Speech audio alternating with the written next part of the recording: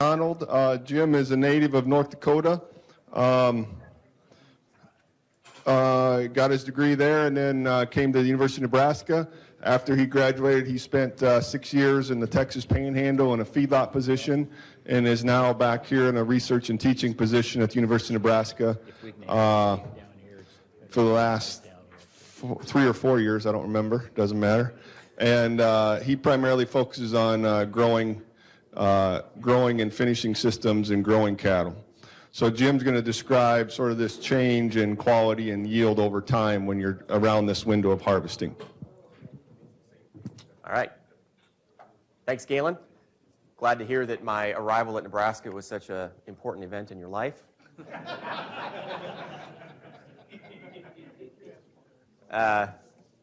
It'll be 4 years in July, by the way. Great discussion this morning. I've learned a lot. Silage is not my primary emphasis in my research program, but using corn residue is. And so this seemed like a natural crossover between what we generally promote, or what I generally promote, which is the utilization of the residue, to capturing that residue before corn harvest.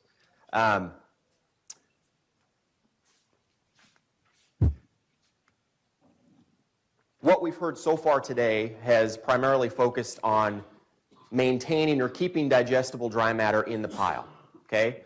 So the recommendations that we've heard: understand fermentation profiles, get bulk density correct, do a good job of packing it, use an inoculant, cover your silage pit, right? Those are all great recommendations, and all of those are intended to keep digestible dry matter in the pile, or, as Dr. Bolson said, not having it evaporate, right, fermentative losses. Dr. Charlie said something that I thought was pretty significant. He said the first dry matter loss is the most digestible, right? Yep. So that first loss of dry matter is the most digestible component that you're going to lose. My job today is a little bit different from what you've heard. It's to show you some data that we've collected to get the most digestible dry matter into the pile, okay? So talking about optimizing harvest to get the most digestible components and the greatest yield of digestible dry matter, that's probably the most important measurement that I'll share today, into the pile. I did a lot of reading, and especially a lot of reading of extension publications, and what I found is that we don't all talk in the same jargon. Okay, so recommendations of when to harvest can be based on whole plant dry matter, which means that you have to go out and cut 10 plants is what we use. Turns out that that's the general recommendation in most of the extension literature that I looked at.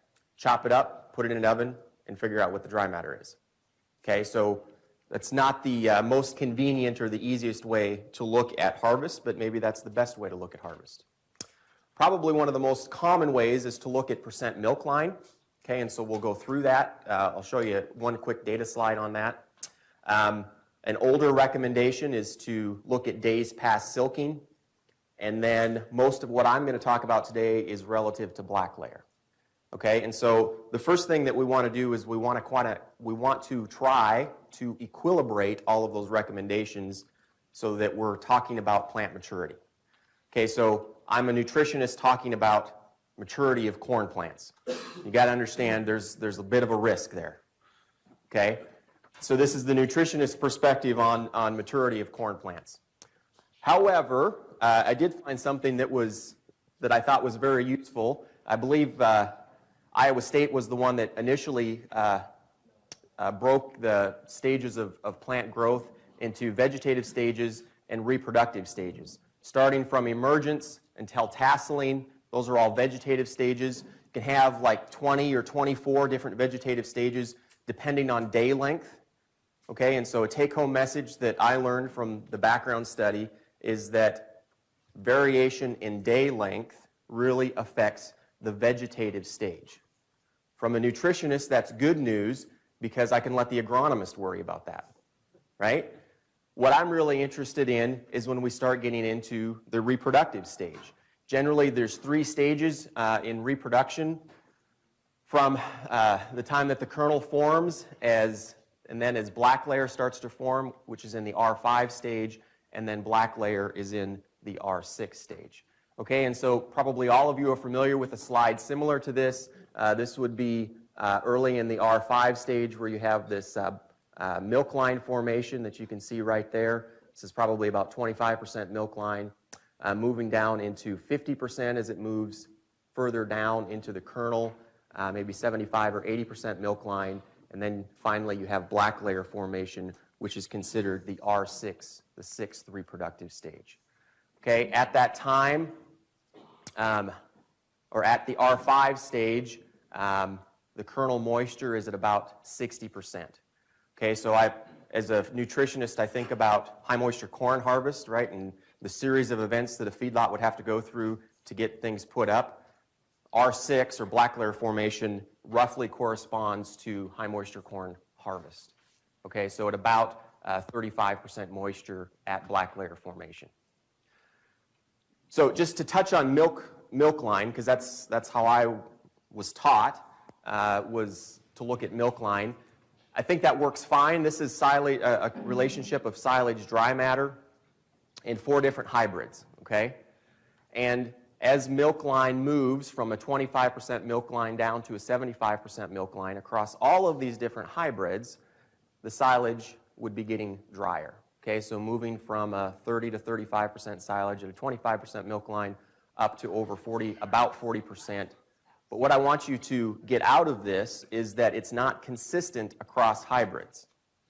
Okay, and so if you're only using one hybrid and use it year after year after year, that's probably fine. But if you're dealing with multiple hybrids, you can see that there's variation here at the 25% in the 4th hybrid, which would be at 30% milk layer, but almost moving up to 35% in this 1st hybrid. Same thing at 75% milk layer. You can see a pretty big variation in the whole plant dry matter at 75% milk layer. Okay, so we want to equilibrate into something that's probably a better estimate compared to milk layer.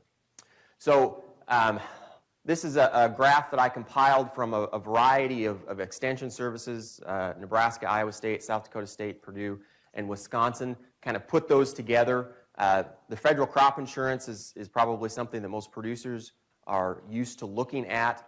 South Dakota State did a nice job of relating the reproductive stage to how federal crop insurance would look at the corn dent, or the reproductive stage of the corn, and then the number of days that it remains, and then the days to black layer. So at R6, we're at black layer, that's at 0. Really in the R5 stage, and all of the recommendations for silage harvest would start in this R5 stage. And so one of the first things to take home is that really you're talking about probably a 2 to 3 week window to move from a very wet silage to a very dry silage. Okay, and so for some producers, that may be a challenge to get that done in a 2 to 3 week window. Versus somebody who has very large equipment, has multiple tractors on the pile, they can move in and get that done in a week to 10 days. Your recommendation on when they should begin harvesting may differ based on their situation. The other recommendation that's out there is about start harvest silage about 40 days after silk. That really targets about a 30% dry matter silage, or this very early R5 dent stage of the corn. I read the law really quick this morning. I read the Lallemand recommendations, and those recommendations are somewhere between 32 and 38%. So the 30% dry matter, which is an older recommendation, we're probably moving towards a drier silage across all of our recommendations. But that 40 to 42 days post-silking, but silking is still a good time to pay attention to, is really a little bit drier silage than what most recommendations would give today.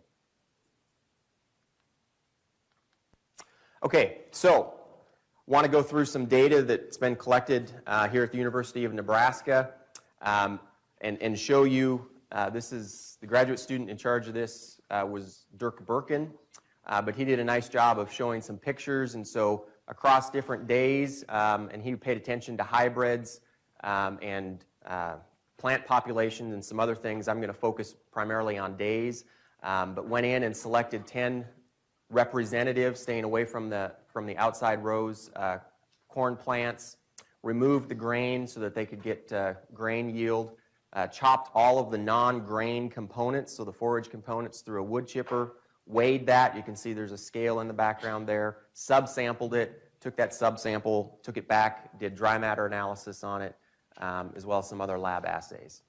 Okay, and so this is Dirk's data. There's 3 harvest dates here, September 1st, which he calls an early harvest date. I'm guessing that's probably about 30% dry matter silage. September 15th, 2 weeks later, we're approaching black layer at that point. And then September 29th, which is when they collected grain yield, would be corresponding to corn harvest. Okay, and so this is the yield of the corn silage. And so when is yield maximized in Dirk's data? It's on September 15th, okay, so closest to black layer formation. Percent grain continues to go up as the plant dries down, but you see from an early silage harvest to a harvest closer to black layer formation, we've increased the percent grain. NDF, there's some moves around a little bit, an increase in NDF as that plant dries down. I'll show you a couple different data sets that suggest that the NDF of the residue is declining. Okay, so I'm not sure physiologically what's going on there, but the cell solubles are probably not increasing as that plant dries down. The TDN, which he measured with a 28-hour in situ digestibility, and then assuming all of the solubles were digestible, and then with some fecal metabolic losses there. Residue TDN was also maximized closest to that black layer formation. And then the whole corn silage, so this would include the grain, was maximized actually at corn harvest primarily because of the grain, but in terms of silage harvest, that was maximized close to black layer formation. Okay, so 2 things are happening here. We're increasing the yield as we go from an early corn silage harvest to one that's closer to black layer, and we're increasing the concentration of nutrients, or the TDN, both in the residue. We're increasing corn, and so our capture of total digestible nutrients increases as we get closer to black layer formation. This is a similar type of study. This is a 2-year study summarized by Cassandra Rowe, where she started measuring 4 weeks prior to black layer, very similar to the process that I showed you. Took samples, separated them into forage components and grain components, measured silage yield, and this is both silage yield and silage dry matter. Okay, so just showing that you're going from a low 30, 32, 33% dry matter silage about 3 weeks prior to black layer formation. Dry matter is increasing fairly rapidly. She was at 42% dry matter. 42 is kind of important because I'm going to come back to that later. At black layer formation, and then the plant continues to dry down. This is silage yield, and just to be clear, because I don't have it on there, this is tons of dry matter, okay, not tons as is in the field. Yield was also maximized at black layer formation. I wanted to put these 2 on the same graph, but it kind of underrepresents the change here. Okay, so a 2-week delay in corn silage harvest resulted in an 18% increase in yield. It's a fairly substantial increase in yield due to a 2-week delay in harvest. Okay, so this is corn yield. Probably the hole in this data set is corn yield is increasing through black layer. She's did some hand harvest and showed a decline there. Typically, we'd expect that to stay relatively flat, but as you would expect, the percent grain, as Dirk also saw, increases through black layer formation, and then here as the plant is drying down. Okay, so this is NDF contents and then cell solubles. Cell solubles are presumably 100% digestible or 98% digestible. Okay, so the lowest component of NDF, again, it's declining here at least a week prior to black layer formation, and so cell solubles are maximized about a week before black layer formation in Cassandra's data set. Okay, so I said digestible dry matter and digestibility of the NDF were 2 very important components to optimizing silage harvest time. Both of those were generally optimized or maximized about a week prior to black layer formation. Okay, and so where the old recommendations were out here at 30% dry matter, as corn hybrids have changed, the capture of those nutrients are probably greatest as we move closer about a week prior to black layer formation or closer to black layer formation.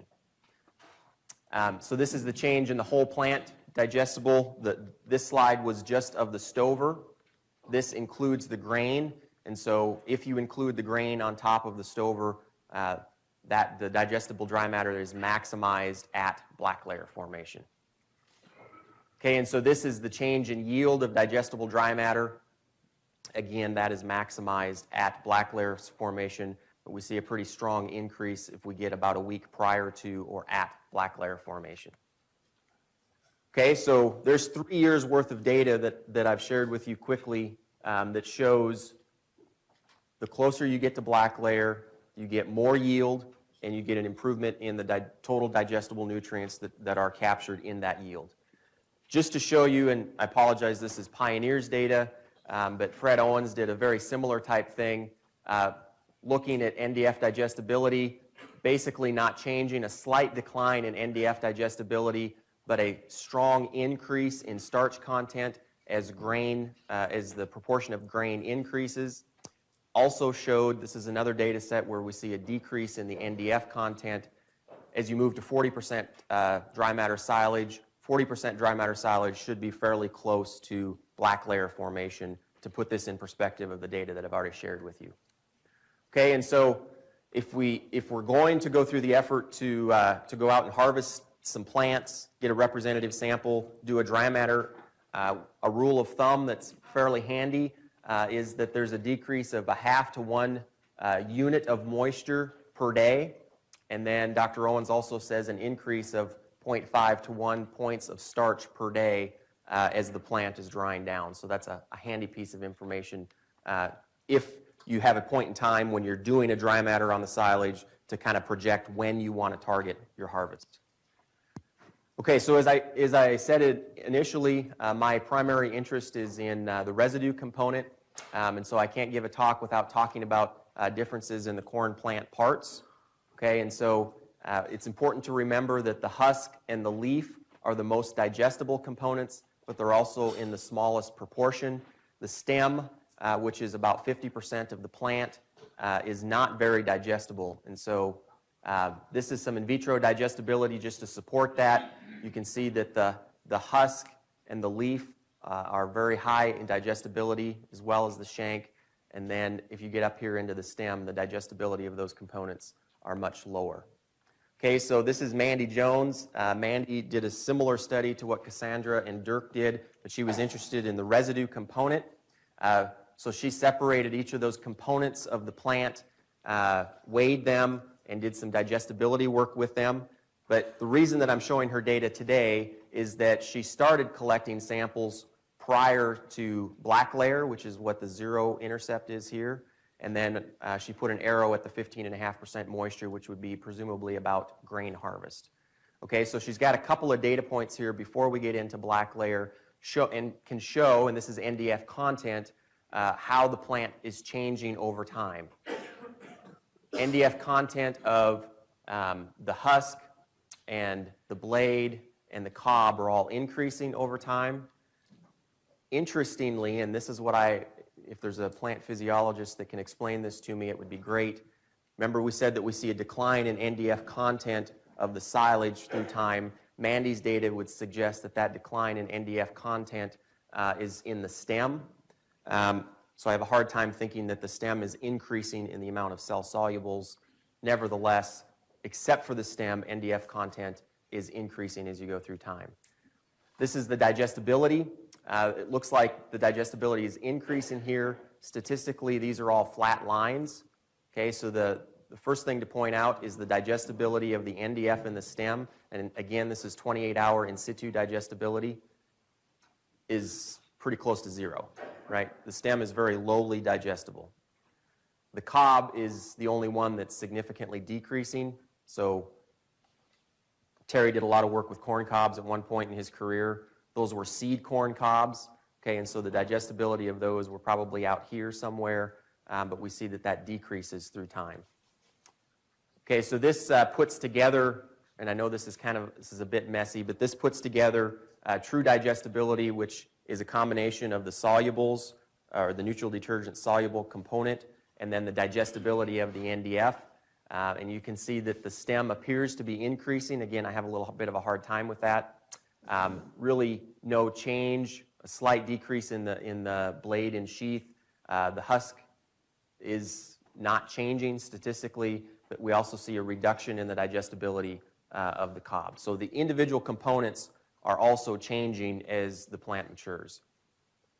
Okay, last thing then before we get to the panel is we've done some animal performance studies. Don't tell Galen I showed this to you, because I think his plan is to show you the animal performance studies, but it'll be okay because it fits in nicely with the talk. Henry Hilscher harvested silage at 37% dry matter, so 2 weeks prior to black layer, and 43%. Remember I said Cassandra's black layer dry matter was 42%, and I was going to come back to that. That's because Henry harvested at approximately black layer and had 43% dry matter silage. So I got to point out that this is not a 30 or 33% dry matter silage compared to a silage harvested at black layer. Both of these are probably drier than what the average silage that's harvested out there is. Okay, so this is growing steer performance. So if everything that I've told you is true, we should see an improvement in performance. So what happened? 5-weight, 6-weight calves, those consuming 88% silage, it's 43% dry matter, no change in dry matter intake. They were lighter, they gained less, and they were less efficient. Okay, so they did exactly opposite of what we would have predicted based on everything that I told you. Why? Well, it's 88% of the dry matter, and we've increased the concentration of the starch in the diet. We know that starch negatively impacts fiber digestion, and we're at about 50% corn and 50% forage in that silage, and so we've probably reduced fiber digestibility in a growing diet. Okay, this is the finishing diet then. So 37% versus 43% dry matter silage. Again, no difference in dry matter intake, no difference in average daily gain, no difference in feed efficiency, no difference in hot carcass weight. You can go on down the line. There was absolutely no difference. And Galen, I think, will go into this, but this was fed at 15 and 45% of the diet. This is the main effect of silage dry matter, but there was no effect of silage dry matter as you move from 37 to 43%. Okay, so I can't make a strong argument that the quality of the silage has increased from 37 to 43%, but we do know that the yield has increased. So our general recommendation now is to target this 37% dry matter silage based on those data. I tell students that my job title is systems, which is great because it means I can do anything I want to as long as I call it a system. But really that means that I'm supposed to look at things from different perspectives. So there's a couple of other considerations here. The silage that Henry put up was stored in an ag bag. Most people will probably store in a bunker. Okay, and so what does drier silage mean in terms of harvesting bulk or getting bulk density and doing a good job of packing, which we've already heard is really important. We don't have those data. And because I don't want to sound like I'm being hypocritical, the next time you hear me speak, I may talk about double crop annual forages or coming in following silage with a cover crop and then grazing that cover crop. It's a really nice system that we're collecting data on. So you can see here's corn that's been harvested for high moisture corn. Here's corn that's been harvested for silage. We come back in with oats after that, and then we're able to graze those oats. Works fairly nicely, and it's competitive. This is Kristen Ulmer's data, but I only want to go down here. If you compare grazing residue with distiller's grain supplementation to target the same average daily gain as what we would target with the oats, the cost of gain is competitive. Okay, so we think that this is a reasonable system to come in with a secondary forage crop after silage harvest, get the benefits of the agronomic benefits of the cover crop, and then graze that crop. Here's the challenge, is that we're running out of growing degree units. So this was put together by Mary Dranowski and Darren Redfern, but you can see if you delay corn harvest, corn silage, you're going to be running out of growing degree units if you're in a system that wants to come in with a secondary forage crop. Right? So there's more than one consideration. other than just harvest yield that we need to consider. Nevertheless, these data are fairly clear that you'll get an increase in yield and an increase in digestibility at presumably up to 37%. We probably need to go back and do a comparison of silage that was harvested at 33% and 37% dry matter to confirm that. I'll let you read the conclusions in the paper that I provided. Galen? Other questions for Jim?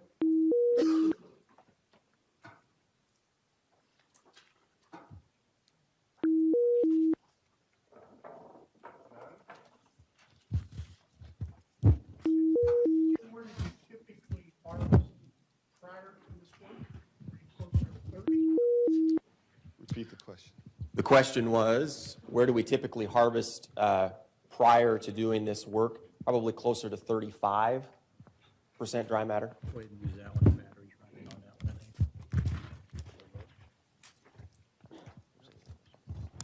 I would repeat that. Okay, so our question was, what was the typical dry matter harvest that we targeted prior to doing this work? Typically, some starting at 33, but at 33 to 35% dry matter is probably typical harvest for us prior to this. Jim, did you measure the fermentation profile on those two silage and dry matter silages and the lactic acid, propionic acid? The question was, did we measure fermentation profiles? I believe Galen is going to cover some of that in his talk. He's done some fermentation profile work. Did you do that? Yeah, so I'm going to leave that for Galen. I was hoping that, so otherwise I won't have much to talk about this afternoon. No, it's fair. Yeah, we will discuss it some. Other questions? Eric?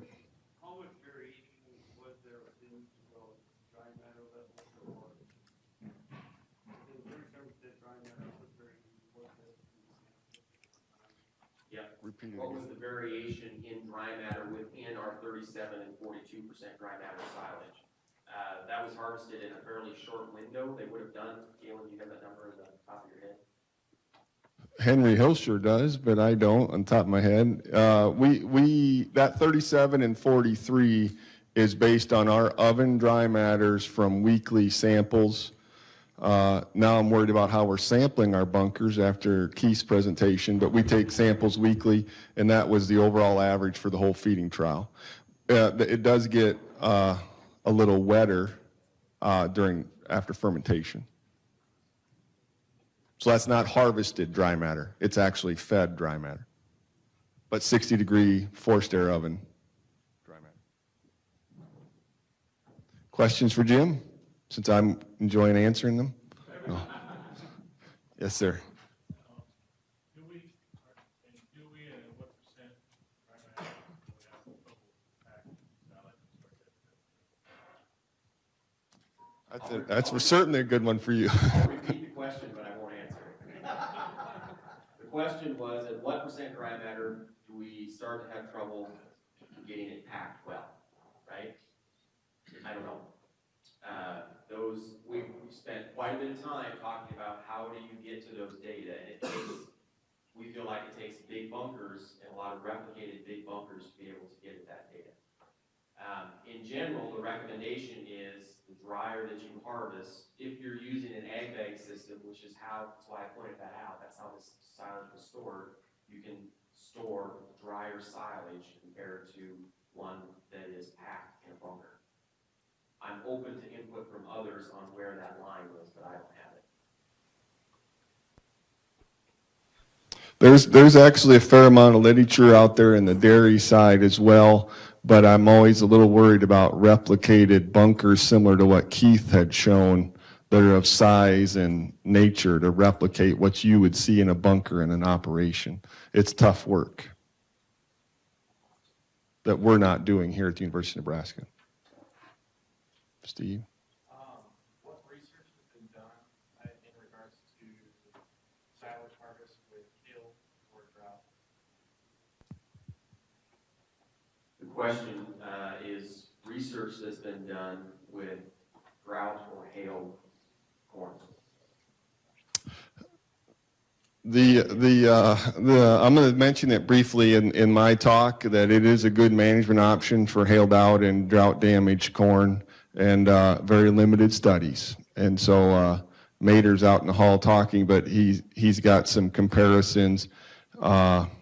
So maybe if we can, maybe wait till we get to that. That's mostly with drought damaged corn, lower in grain, and it changes the energy value. But it does in sile. Okay, I said no questions, and then there was a flurry, which is great. Okay, that means we're on a good trend. Thanks. Let's thank Jim.